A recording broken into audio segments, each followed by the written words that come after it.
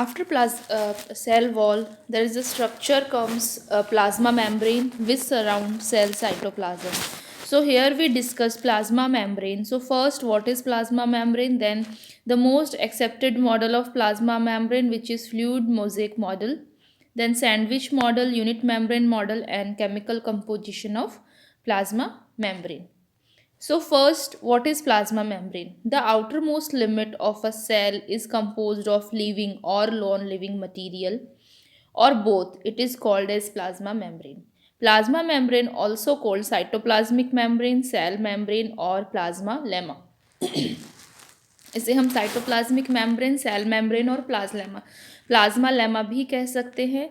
This outer boundary of the cell is also called the plasma membrane. It is composed of 4 different type of molecules. ये 4 अलग अलग तरीके के molecule से बनी हुई होती है. First is phospholipid, second is cholesterol, third is protein, and the last is carbohydrate. So these are the 4 main components of plasma membrane. Many scientists gave various theories and model to explain its structure. The names of some important models are given below. बहुत सारे scientist ने अलग अलग तरीके से इसके structure को describe करने की कोशिश की है. Some are the important models are here. First is the fluid mosaic model given by Singer and Nicholson in 1972. Fluid mosaic model को डिस्क्राइब किया था, प्रपोज किया था सिंगर एंड निकल्सन ने 1972 में. Then sandwich model given by Daniel and Davison in 1930 and unit membrane model given by Robertson in 1959. First is fluid mosaic model. This model is proposed by Singer and Nicholson in 1972. It also shows 2 layer of lipid and protein each. ये बताता है कि there are 2 layer of lipids and proteins, but according to it the protein layer have 2 type of molecule. इस model के according जो protein layer है उसमें 2 तरह के मॉलिक्यूल पाए जाते हैं. Some molecule enter deeply layer and are called intrinsic protein. कुछ जो मॉलिक्यूल हैं प्रोटीन के वो बहुत प्लाज्मा मेम्ब्रेन में बहुत ही डीपली इंसर्टेड होते हैं, जिन्हें हम इंट्रिंसिक प्रोटीन कहते हैं. And they can not be easily separated. उनको हम प्लाज्मा मेम्ब्रेन से इजीली निकाल नहीं सकते. सो जो बहुत अच्छे से उसमें जो धंसे हुए रहते हैं उनको हम बोलते हैं intrinsic protein.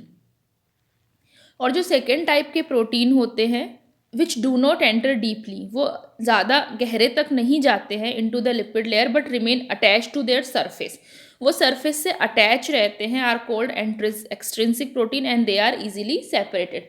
So in plasma membrane there are 2 type of protein. One is intrinsic protein which are deeply inserted and cannot be easily separated, and the second type is the extrinsic protein which attached only to the surface. So the viscosity of plasma membrane, जो plasma membrane की viscosity होती है वो कैसी होती है? Oil जैसी. और कैसी होती है? फ्लूइड होती है वो. So here is the fluid mosaic model. Here is the structural detail so we can clearly see. So the red ball like structure are the hydrophilic lipid and the tails are the hydrophobic tails. तो जो hydrophilic को हम बोलते हैं water loving and the hydrophobics are the water hating, water repellent. तो जो hydrophilic head है वो बाहर की तरफ रहता है और जबकि जो हाइड्रोफोबिक टेल है, so below the red balls, red heads, there are some tail like structure. तो उन्हें हम क्या बोलते हैं? Hydrophobic tales.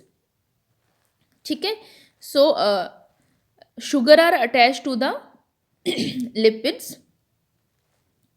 and this structure which is of sky blue type, these are the integral protein जो देखो बहुत अच्छे से प्लाज्मा मेम्ब्रेन में धसे हुए होते हैं.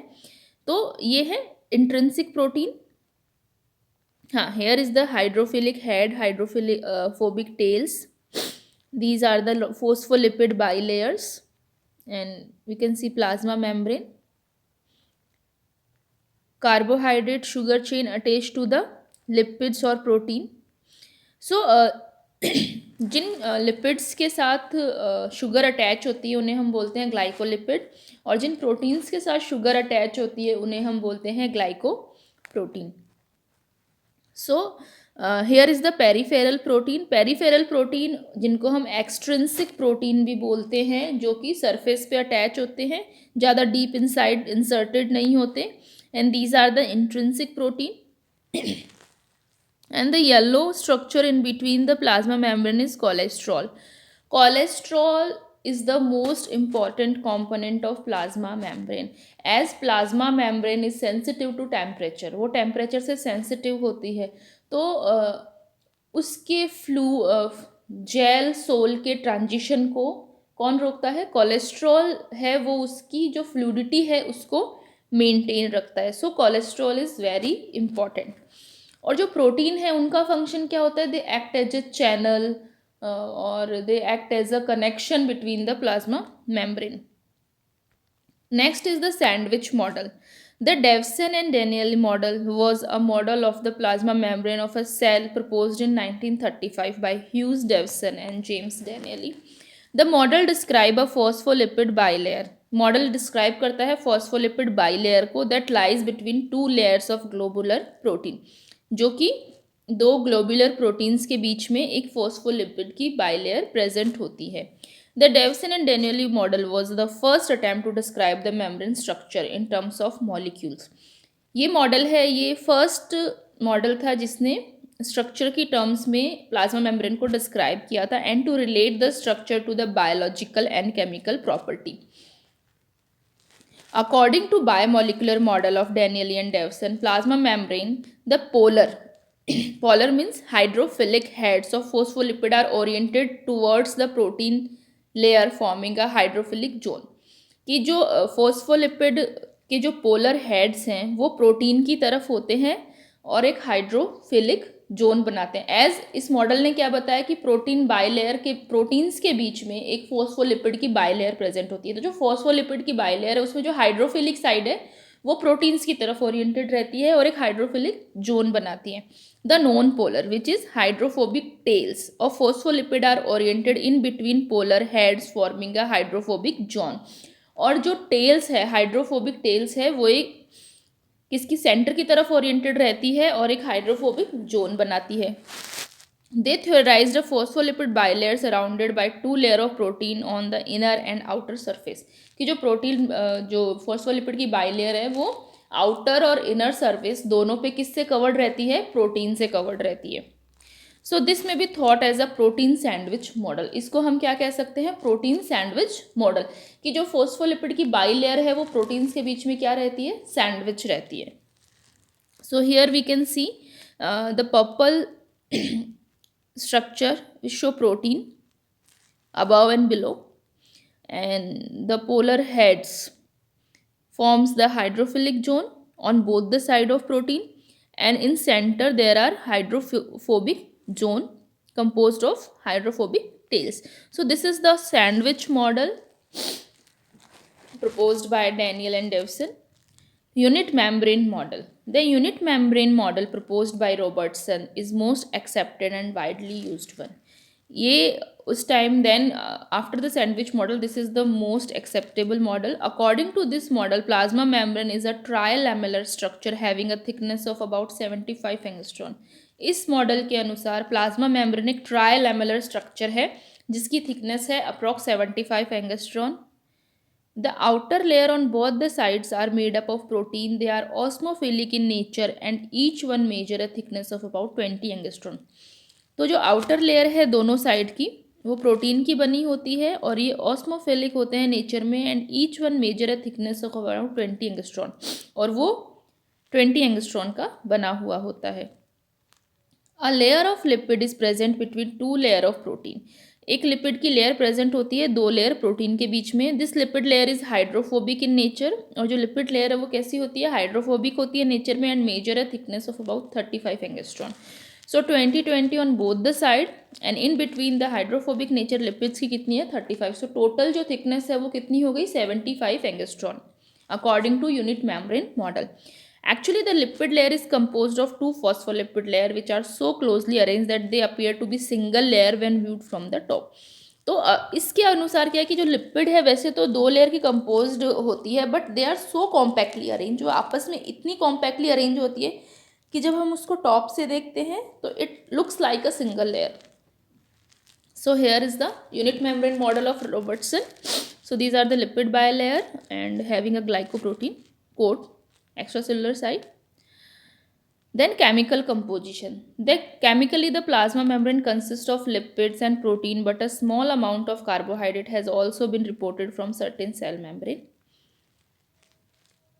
जो प्लाज्मा मेम्ब्रेन है वो लिपिड और प्रोटीन की बनी होती है और बहुत ही कम अमाउंट में कार्बोहाइड्रेट भी पाया जाता है.